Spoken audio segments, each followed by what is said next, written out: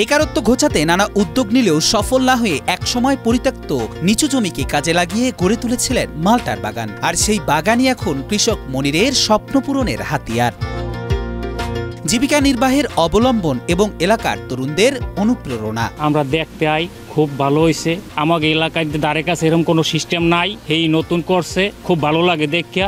বরিশালের বাকেরগঞ্জ উপজেলার শ্যামপুর গ্রামের মনির হাওলাদার বাড়ির পাশের প্রায় ৬০ শতক জমিতে তিনি ৩ বছর আগে যশোর থেকে এনে রোপণ করেছিলেন বিয়েত জাতের ৩০০টি মাল্টার চারা। স্থানীয় কৃষি বিভাগের পরামর্শ ও সঠিক পরিচর্যায় গাছগুলো দ্রুত বেড়ে ওঠে এবং ফল ধরতে শুরু করে। বর্তমানে প্রতিটি গাছে ঝুলছে সবুজ হলদে রঙের টসটসে মাল্টা। গত ৩ বছর আগে যশোর থেকে ভিয়েতনামি মাল্টা 300 চারা আমার বাগিয়ে লাগাই। এ থেকে গত বছর আমি ১ লক্ষ টাকা বিক্রি করছি, এবছর ২ লক্ষ টাকা বিক্রি করছি, আর ২-১ লাখ টাকা বিক্রি করতে পারবো। এখানে মাল্টা চাষ করছে গত ৩ বছর ধরে, যশোর থেকে ভিয়েতনামের চারা আনছে, এনে ভালো লাভ হয়েছে।